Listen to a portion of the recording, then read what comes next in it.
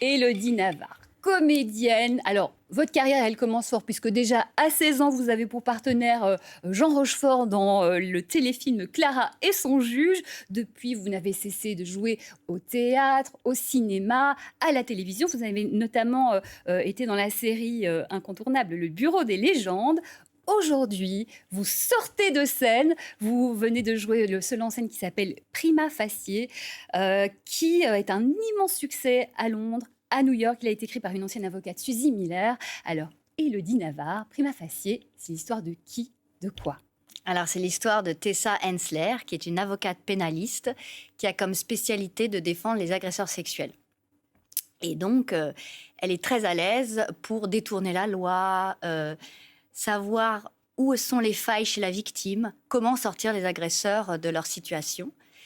Et on la voit évoluer dans son grand cabinet, sortir, les boîtes de nuit, avoir la gagne, jusqu'au jour où son destin va basculer. Oui, ce qui est très intéressant dans cette pièce, c'est qu'au début, elle est terrible. Terrible. Et elle a même un process pour faire en sorte que les victimes se plantent et finalement qu'on les croit plus trop, quoi. Elle est terrible. Oui, mais comme la parole de l'agresseur a autant de poids que celle de la victime, elle sait très bien comment jouer dessus et elle arrive vraiment à trouver comment déstabiliser les victimes.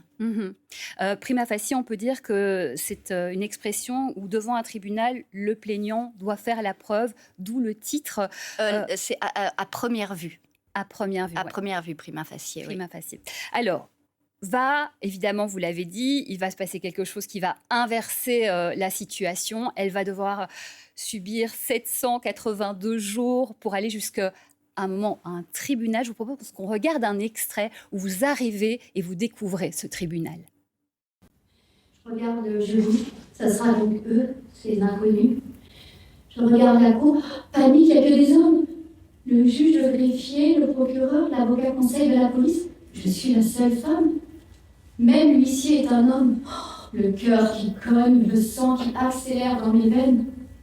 Mais après 782 jours, après qu'on m'a demandé encore et encore, tu es sûr que tu veux aller jusqu'au bout?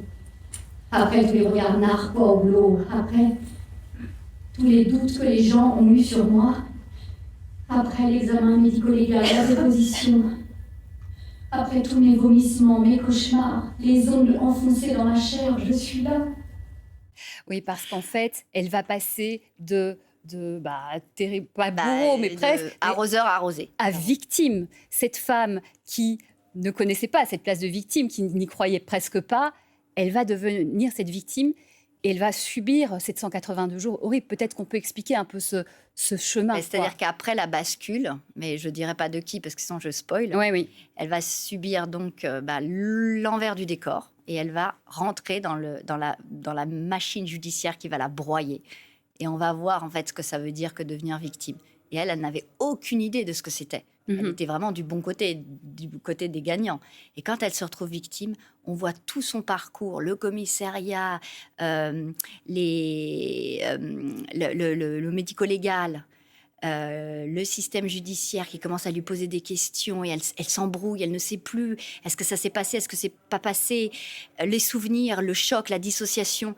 Et en fait, tout ça, elle ne savait pas. Enfin, elle, quand elle défendait les agresseurs, elle n'avait aucune idée de ce que pouvait ressentir une victime. Oui. Et en traversant ça, on rentre dans la peau de la victime et on comprend mieux. Qui est finalement doublement victime, quelque part, victime de ce qu'elle a vécu et puis victime d'un système. Et qu'elle comprend et qu'elle découvre parce qu'il lui arrive ça. Ouais. Alors, ce qui est très intéressant, Élodie, dans cette pièce, c'est qu'on parle du consentement, de la notion de consentement. Et on se rend compte que le consentement, grâce à cette pièce, moi j'ai bougé, c'est-à-dire que, on peut quand même un peu dévoiler certaines choses. Elle se retrouve avec quelqu'un à qui elle a dit oui, et puis il se passe quelque chose et elle veut plus, sauf qu'elle avait dit oui, et il se passe une agression. Et en tant que spectateur, en fait, au début, on dit oui, mais elle l'a invité. Mais c'est beaucoup plus compliqué que ça. C'est ce que dit le spectacle aussi, c'est qu'à une époque, on montait, on acceptait un rendez-vous. Beaucoup de femmes me disent, mais nous, on a accepté le package. Si ça se passait mal, on assumait. Oui. Sauf qu'aujourd'hui, on a le droit de dire non, même au dernier moment. On peut dire stop, en fait, je n'ai plus envie. Et puis là, elle a bu, donc tout se mélange. Lui, on ne sait pas s'il s'était rendu compte qu'elle voulait plus.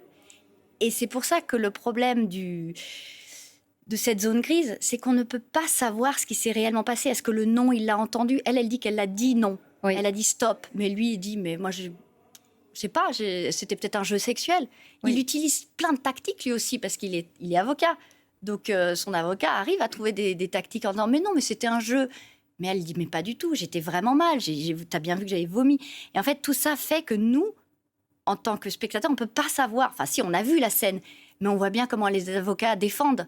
Et c'est vraiment parole contre parole. Donc, elle va pas s'en sortir. Elle va s'apercevoir que c'est très difficile Complètement. de se faire entendre et de se faire croire. C'est une pièce qui vraiment fait réfléchir, qui mène à débat. Est-ce que vous avez des scolaires, qui commence. viennent? Ça commence. commence. Est-ce que les jeunes, vous pouvez dialoguer avec eux après? Qu'est-ce qu'ils vous disent? Qu'est-ce que vous disent les gens qui viennent voir ce spectacle? C'est ce que je dis, c'est que c'est pas la même génération. Parce Oui. qu'au début, on a eu beaucoup de gens plus âgés qui disaient, bon, bah oui, alors maintenant, effectivement, tout le monde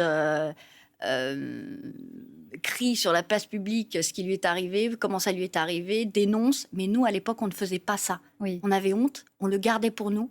Et jamais on allait raconter, vu qu'on avait accepté. Et aujourd'hui, les jeunes disent « Ah non, non, non, mais maintenant, c'est plus possible. On peut dire, jusqu'au dernier moment, on a le droit de dire non et l'autre doit l'entendre. Ou alors le ressentir, parce qu'on sent aussi un corps qui se fige. Oui. Un corps parce qu'il y a des femmes qui ne peuvent pas dire non, qui sont complètement paralysées. Donc, c'est vrai qu'on demande aux hommes maintenant d'être peut-être plus... Comment dire Réceptif, attentif. c'est ça. attentif et ne pas bille en tête. Peut-être qu'il faut, regarder différemment. Et l'avocate Suzy Miller, qui est devenue auteure avec cette pièce, dit il faut que les choses changent. Parce que c'est vrai qu'on met la lumière tout le temps sur les victimes. Mais prouvez que ça vous est arrivé, comment ça vous a prouvé. Et c'est rarement... je veux dire, la justice, elle sert beaucoup plus les agresseurs que les victimes. On a l'impression qu'ils sont quand même plus protégés. Avant de se quitter, ça vous fait quoi de porter ce rôle qui est quand même, c'est lourd, quoi, tous les jours, ce rôle de femme qui doit se battre, qu'on n'écoute pas, qui est multiple victime, je dirais, ça vous fait quoi de porter ça tous les jours? Vous sortez de scène, là? Mais je le trouve tellement important. En fait, c'est parce qu'il est raconté comme ça Oui. que je vois que... en ce moment, on est quand même dans une période, il est vraiment important, ce spectacle. Oui. Il est joué partout en Europe. On est une dizaine de filles à le jouer. Ça veut bien dire que tous les pays sont en train de s'emparer de ce texte pour dire il faut que ça change. Alors, je ne sais pas comment. Est-ce qu'on va trouver une... Ça commence par justement l'ouverture que vous nous permettez. Moi, vraiment, je vous conseille d'aller voir Prima Facie. Ça se passe au Théâtre du Petit Montparnasse à Paris. Mise en scène, le son, la lumière, la scénographie, tout est vraiment magnifique. Ah oui, Géraldine Martineau a fait un travail de mise en scène exceptionnelle. On a l'impression d'être comme dans un film avec tous ces décors. Eh bien, on va tous vous voir et vraiment amener du monde parce que ça mène à du débat. Merci beaucoup, Merci de m'avoir Élodie, vraiment, et plein de succès à vous. Merci.